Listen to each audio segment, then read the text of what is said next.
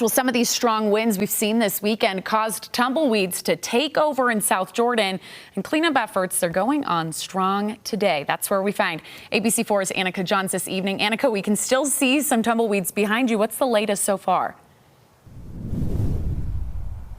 Well, Sarah, there have been, as you can see, hundreds of tumbleweeds just here in the area. Now, crews have been working all day long, but they're still scattered across the streets. They're on the sidewalks. They're piled up high next to the dumpsters. And it seems like no matter how much they clean up, the reign of the tumbleweeds is far from over.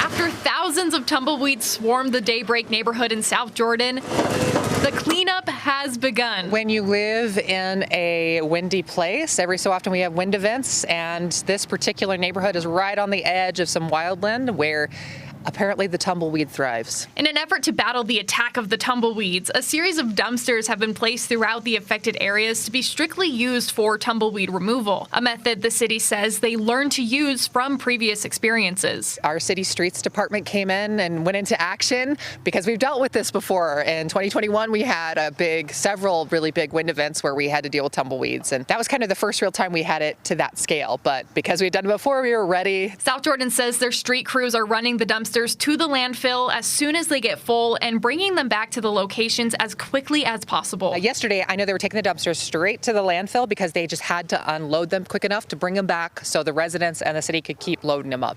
We had so many. The city says they're proud of their crews and the residents for their quick response and call to action to help clear the area. Our streets department was on top of it. They were really responsive. We gotten some feedback already saying people were really impressed by how fast our streets department responded to this with the dumpsters, with working with neighbors, kind of explaining how to deal with it, giving the pitchfork tip to anybody who would listen. So really, I feel like we're a really well-oiled machine at this point when it comes to Tumblemageddon. And hey, Van Cleve says if you're looking for just a few extra bucks, these tumbleweeds seem to be a prime example of one man's trash is another man's treasure. A rumor has it that people can sell them online for those that aren't as blessed as we are with the tumbleweed supply.